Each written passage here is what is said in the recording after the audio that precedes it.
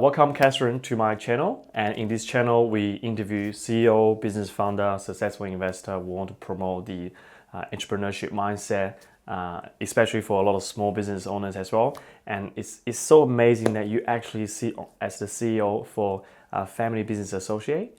And it's fascinating that when I read through your website introduction that a big percentage of Australian business and economy is actually made up with family-owned business and Absolutely. small business. So today I got the privilege to invite you here for tea and coffee, and let's promote this family business culture and entrepreneurship to Australia. And thank you for the opportunity, Thomas. Really appreciate it. And I find that your experience is very, very diversified, and you have international trades business experience as well. So my first question is this: would you mind share some of the personal journey where you choose to become the CEO, not just in this organization, but also in the previous organization called Food South Australia? I believe that did a lot of international trades with different countries in Asia and globally. So what inspired you to take up the pressure, the stress, the unnecessary responsibility, It's a really good question. Food South Australia came into being in 2010, and it was a result of a merge of two industry associations that came together. And I was the executive officer part-time for one of those associations and had done quite a lot of governance work leading up to that and board work. So when this merge was proposed, I said, really happy to sort of manage all the bits around the governance of that merge to become Food South Australia. And then, you can go from there. Well, the new board was established and they turned to me and they said, would you be the new CEO? And I hadn't quite expected that. But I felt that previous to that, I'd been consulting. And consulting's okay, and it's actually really good in many instances, but you're never actually fully accountable and responsible for outcomes. So I'd missed that a little bit. And so I then moved into the CEO role of Food South Australia, having offices in Japan and in China. So we also did quite an extensive international trade program.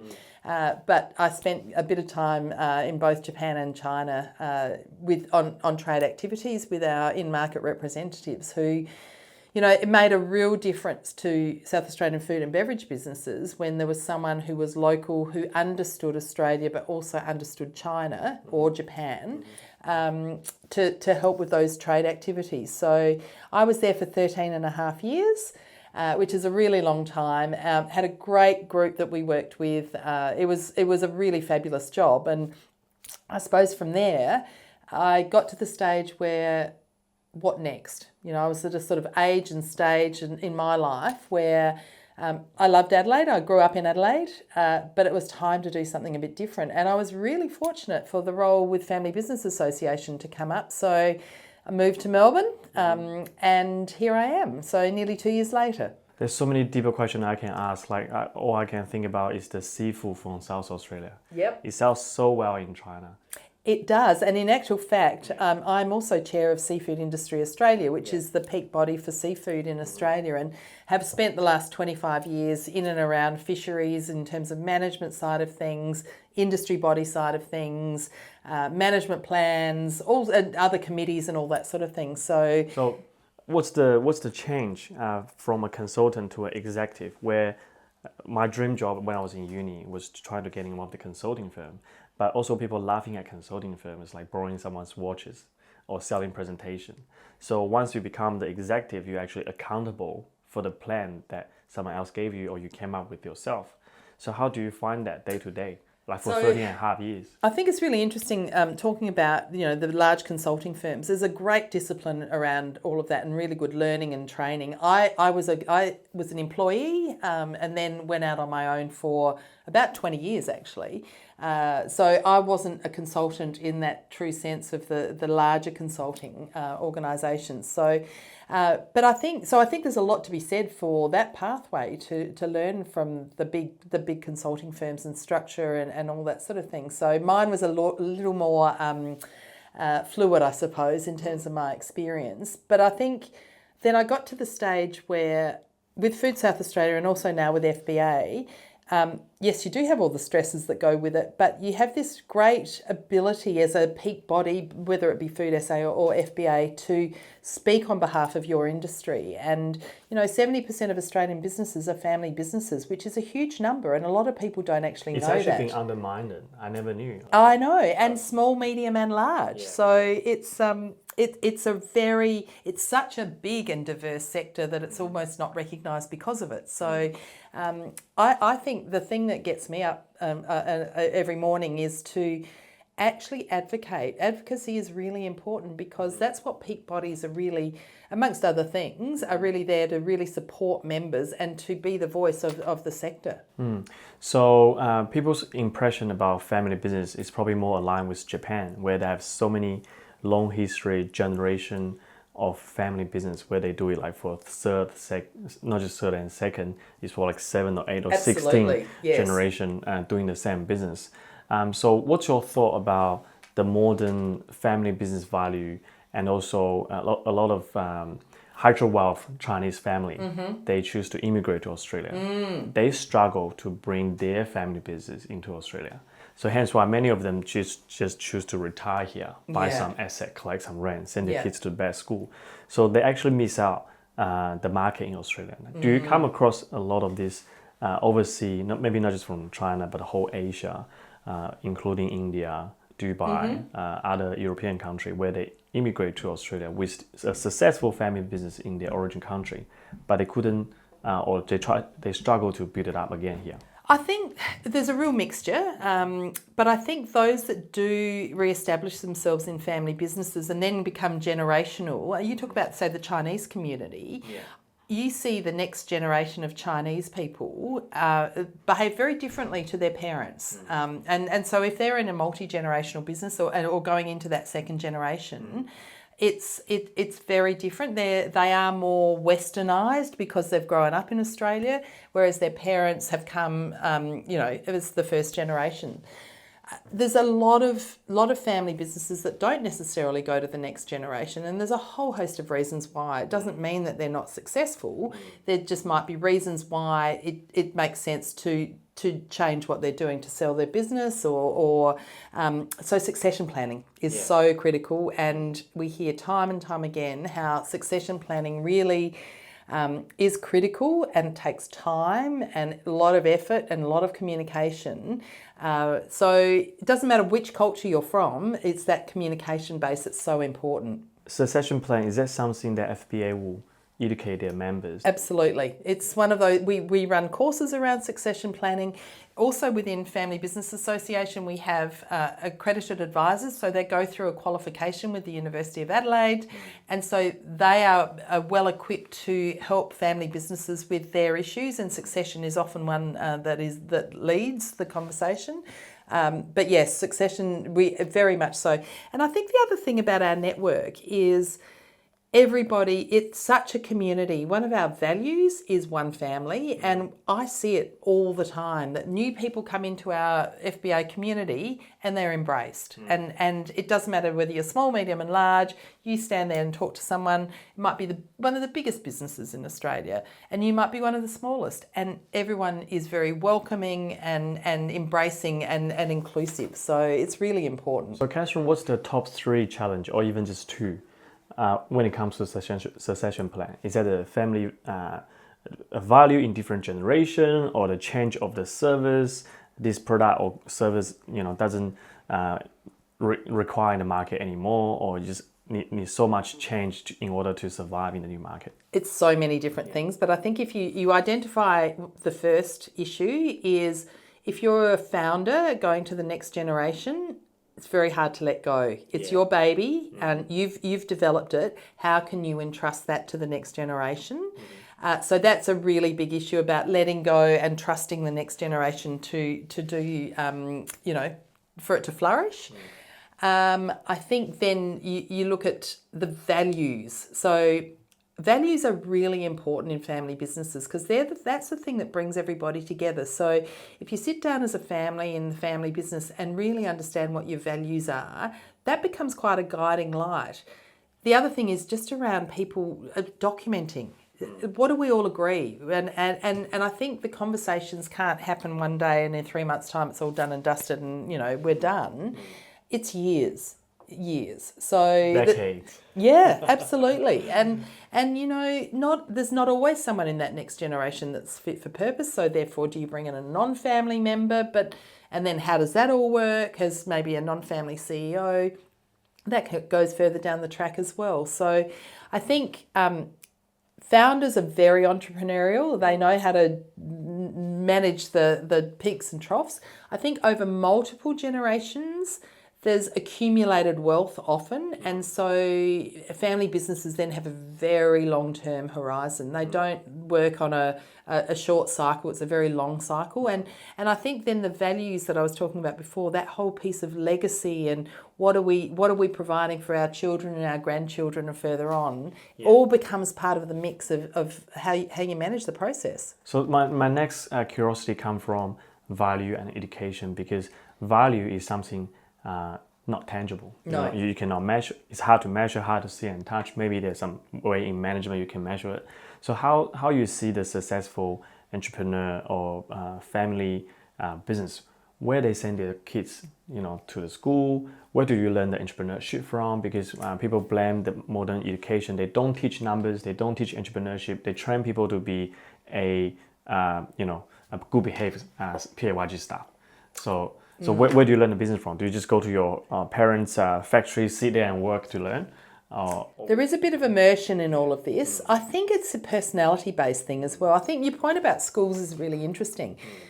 If you think about the school system, it hasn't changed very much over decades and decades, and possibly won't. So how do you teach entrepreneurialism? It's hard sometimes, because I think it's a little bit personality based. What's your risk appetite? If you have no risk appetite, you're not going to be an entrepreneur and try things because you don't have that appetite for risk. So I think schools are getting a bit better, and universities, and there are qualifications around entrepreneurialism, but at the core of it, you've actually got to have that personality that thrives on risk. So when we mention about family business and a small business, that's people's stereotype perhaps about family business, very small, maybe just that coffee shop next door where the parents and the young kids are doing that, or the chef. So is there any big, large scale, multi-generation family business in Australia where you can give us examples on? There's heaps of them. So Angus Kennard, for example, from Kennard's Hire is our chair. Now Kennard's is a very large business. Kennard's Storage is another large business. Cooper's Brewery, multi generations, and really it's still family owned. You also have businesses like Bickford's Drinks, and you have Bundaberg Drinks up in Queensland. All these household names, Haig's Chocolates, for example, Thomas Foods, the largest family-owned abattoir in Australia. So, and they're all in FBA. They are all involved in FBA over the years. And then you think about even, the Stokes family, the Murdoch family, the Hancock family. They're all family businesses as well in a different way. So there's lots of family businesses around the place that are, and you think about those larger ones, that custodianship that they have, and their philanthropy as well, that really comes into play as well, because they are very good corporate citizens, but also community citizens. So when you mentioned, Catherine, that FBA is advocating for the industry. So what's the mission for FBA? What is it advocating for? So we would love to see, so in South Australia, there is a Minister for Small and Family Business. In Queensland, after the recent election, there's now a Minister for Small and Family Business. There's a minister? Do we have that in Victoria? We do not. I am working with the Victorian government, making a suggestion that, in an ideal world, you'd actually have a Minister for Family Business, not necessarily in with the Small Business Minister, but it's sort of baby steps. So we're saying to both sides of the federal government that we'd like to see a Minister for Small and Family Business at a federal level. Because if you're in cabinet and your responsibility is around family businesses, you will start to think about, well, what do family businesses need? Collection of data is a really critical thing. Often family businesses are defined as, small, and we need to make sure that they're actually considered as a family business sector. I think there's lots of taxation consequences for family businesses that probably need some consideration. So there's lots of policy things. But first step first, recognise the family business sector for what it is. 70% of Australian businesses, 50% of the workforce, $1 billion of philanthropy every year. That's really significant. And so recognise the sector and then actually talk to us about what the sector needs to continue to be the engine room of the economy. We always joke about that Australia is the heaven for blue collar or for people who want to have a work-life balance. It's a hell for entrepreneur, high tax, not very innovative, over-regulated. So all this probably related to the family business where they try the next generation also trying to survive through a heavy regulated, high tax, not very employer friendly environment. So what's your view on that? I think there's some challenges in there that you've identified. It's hard being a business owner. And the responsibility, interestingly with family businesses, because values systems are so important, that employees become family as well and are treated like family, which is again something that's a bit different to other businesses. It's not like the work union where they want to come in and see and say, hey, we are here to help you. Again, it's your employer. Yeah. So it's sort of, it's really, it has got its idiosyncrasies, and I think it's really,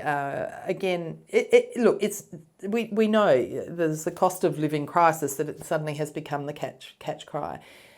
Regulation is hard. A small business, even a medium-sized business, trying to keep up with what all the compliance elements are is not easy. So, and then of course, the larger you get, you've got better resources to be able to manage that. But you're employing people for compliance reasons, not for growth reasons. So that's a cost to business as well. So it doesn't really matter if you're small, medium or large. Yes, we are highly taxed and we are highly regulated. We see many wealthy family business or family office in Australia where they actually give up a lot of investment in Australia, where they try to go to Dubai or Singapore seeking for more like support from the government scheme there and incentive. Yeah. So do you see that we have the risk of losing this big wealthy family business to overseas market? It is always a risk. However, Australia is a pretty good place to be. So look, there's always going to be easier places to do business, but also harder places to do business. And again, it's that where do you want to live? Yes, maybe you invest in Australia, but you also invest somewhere else. So it's a tricky one because certainly those larger places larger businesses look to overseas, but it's smart business as well. Yeah. So Catherine, now you service so many successful family business. Do you get inspired that you want to create another business yourself and then pass that to your kids?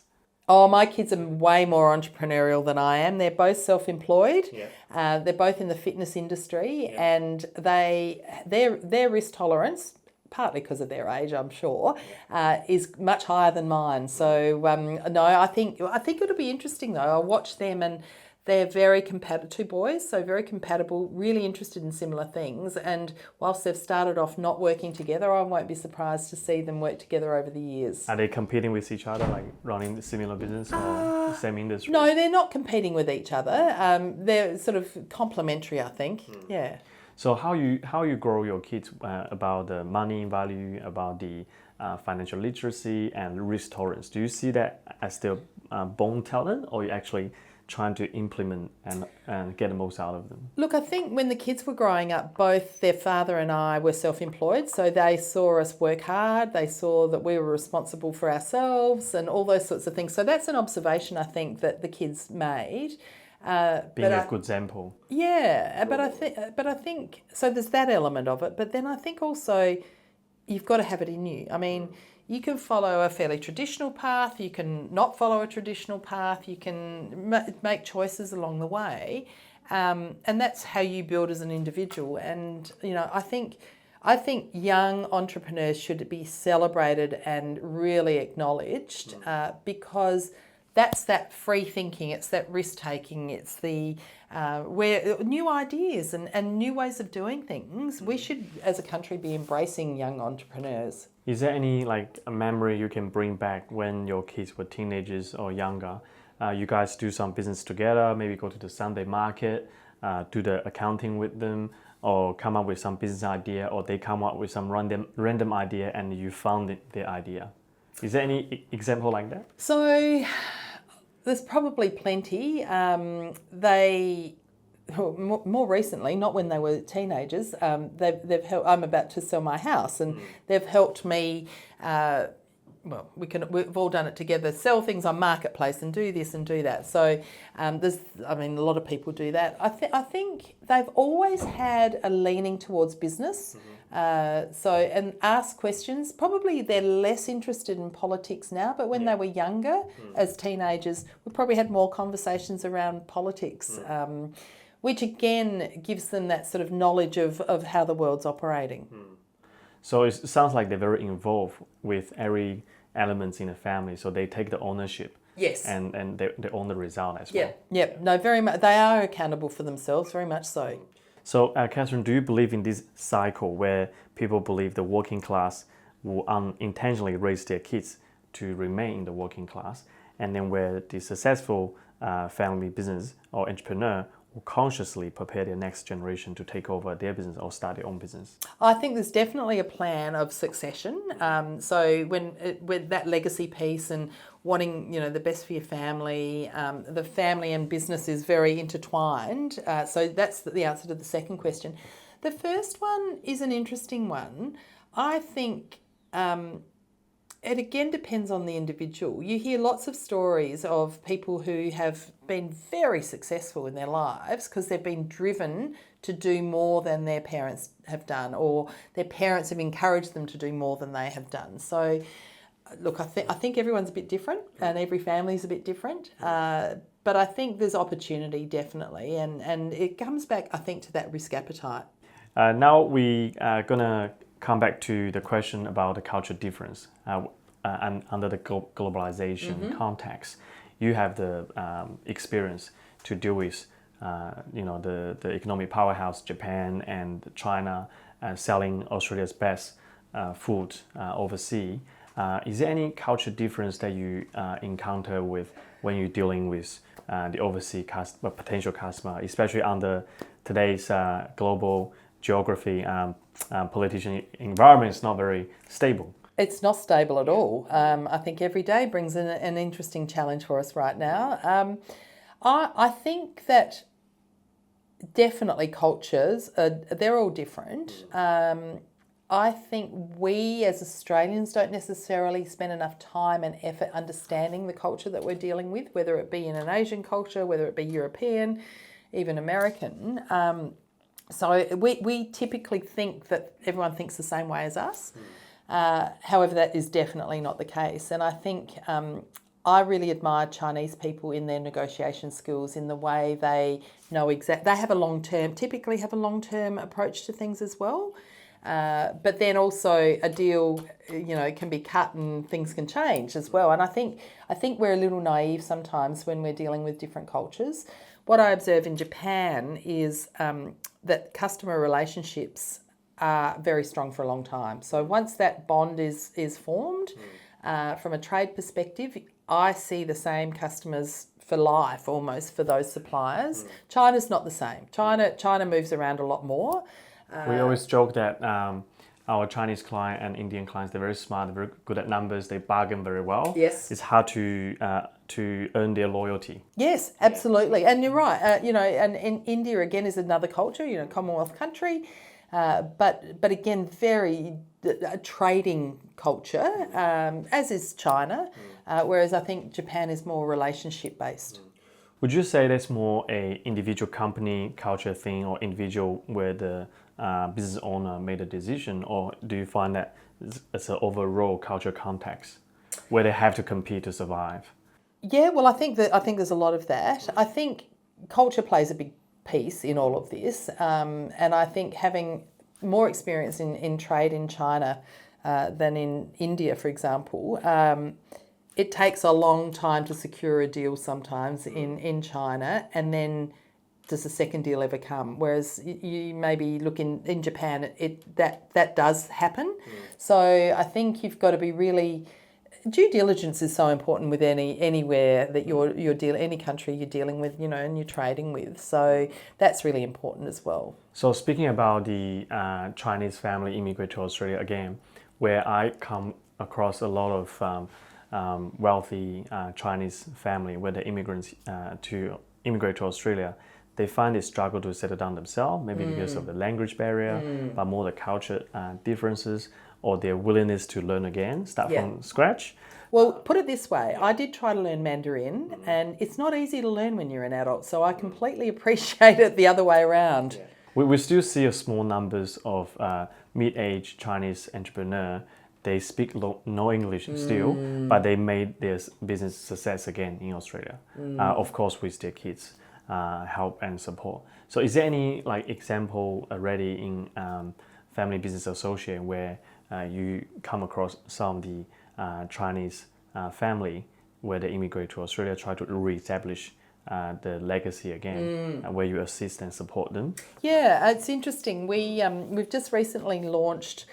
We run a program called a forum group program, and that's basically people meet 10 times a year, independently facilitated, and it's peer-to-peer learning. It's a fantastic program. We've recently launched an emerging leaders forum group in Sydney, which we're looking to do in Melbourne as well. And there's a number of Chinese people involved, young people, emerging leaders involved in that group, and I think it's really great to get that mix of cultures because they all learn off from each other. They do come from different perspectives, that sort of typical Australian business versus the Chinese, and the language barrier and the culture barrier. That's all being broken down by people sitting around together for 10 times a year to discuss leadership. So I think bring the same mindset people together is already half success. Yeah, and then looking for the solution together. Yeah. So Catherine, you have led 2 big organizations. Especially the previous one, you sit there for 13.5 years CEO. Where do you see your leadership make the difference of the organization in the industry? I think it comes with you've got to genuinely have passion for what you do and what you believe in. And I think I couldn't go to work every day if I didn't actually believe in the South Australian food industry when I was there, and now the family business sector, because you've got to have the passion for it. And people can see if you don't. And there are some sectors that have no appeal to me whatsoever, and I wouldn't work in them because I couldn't have that same passion that you can have to really advocate, really amplify the message of now family businesses. Do you recall much earlier when your kids are still young and when you being a young mom and also trying to not stopping the whole progress of your career? Do you still remember those days? Maybe go back to 20, 30 years ago? Yes. I don't know how much family help or support. Can you share a bit of that journey, like giving advice? I think I didn't really stop working when I had the kids, and they're only 18.5 months apart. So and I was consulting then, so it was just this constant juggling act. And yes, I think the saying is it takes a village to raise a child. Do we have nappy at the time, or what's that? Was the nappy as good as now, or do we have the formula milk and all that? I don't know. I don't change many nappies these days. So, but it definitely takes a village. Had really great help from grandparents, and was sort of strong family values were really important. So how do you build up that supporting system to fit in your busy schedule where you have your great responsibility? You have to proactively planning and cope with some accident, I have to attend this meeting, drop my kids off to my parents. Yeah, you just juggle and juggle and juggle. But, it works. There's a whole lot of discussion around, can women have everything? I don't know the answer to that, but we muddled through. And I, have had a career that didn't get very interrupted by having children, but I've got a great relationship with my children as well. So that's also... now it's very, very modern and popular, but I still see many family business from Asia where their expectation on their girls is to be stay-at-home mom. rather than raise their daughter to be entrepreneur or businesswoman or like business leader in the business. But now we see small numbers of young Asian business entrepreneur, business leader come up. Yeah, I think it's a really interesting point. And when you think about going back to that succession conversation, it is not always the male or the son who is the brains in that generation. And I think it's really important to have eyes wide open as to who is the best in the next generation to lead the organisation, because not everyone's a leader. And it may well be one of the daughters. This is very against the traditional Eastern Asia culture, because where you see they will say the son will carry the surname and they take the responsibility of parents' retirement. Yeah. So hence why they inherit everything. It's still very heavily concentrated in the southern China, in Canton, Hong Kong area, or Fujian. But where in the Western culture you can see the daughter can be the queen. Yeah. Leading the country. Yeah. So what is there any advice piece you can give to the some of the maybe my parents' generation where still a lot of my uncle and family friend, they still hold that value. They give everything to the son. Well, I'm a modern woman, and I think that we all need to be responsible for ourselves. And I think that doesn't matter whether you're a male or female, you need to be given those same opportunities in the family, within reason, in terms of that leadership piece. So I think the world has changed. The world is changing, and unless we give our children the opportunities equally, it won't change that quickly. So, Catherine, now if you look back for all the experience and success you have today, if you go back to when you are 21, just graduated from uni, or even 18, just started from uni, is there anything that you will plan and do differently? I think overall I haven't been a massive risk taker, but I'm not sure that that's in my personality or my DNA either. So, it would have been, you never know what might be. You take a risk here or you take a risk there, and things follow. So I think that's something. But I'm pretty happy also with what I've done, and the experiences I've had have been great opportunities, and over a fairly long period of time. Yeah, I'm going to ask some random question here about the competition in the industry. So you now in Family Business Associate.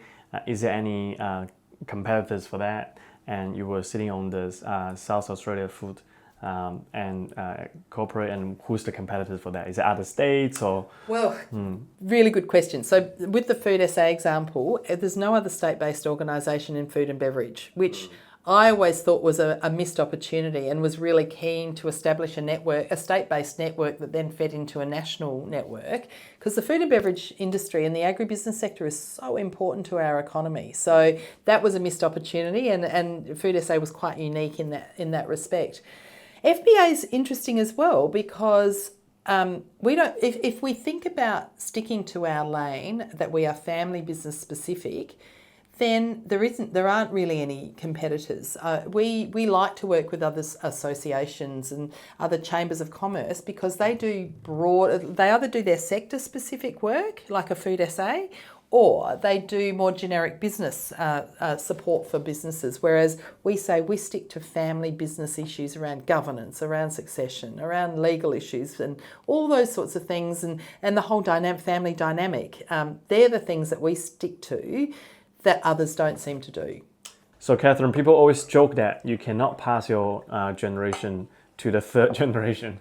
The wealth doesn't pass 3 generations. What's your view on that? So it's an interesting point, because to some degree that's true. And if you think about a founder, then the next generation that's possibly siblings, then you start to get into the cousin realm potentially in that third generation. So you're starting to get a bigger group. And if that's not managed well from the beginning, you end up with how are we going to support all these people? So that's one of the reasons why the third generation's a bit challenged.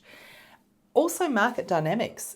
So sometimes the business that you started isn't so relevant for many different reasons by the time the third generation comes around. So that's another reason.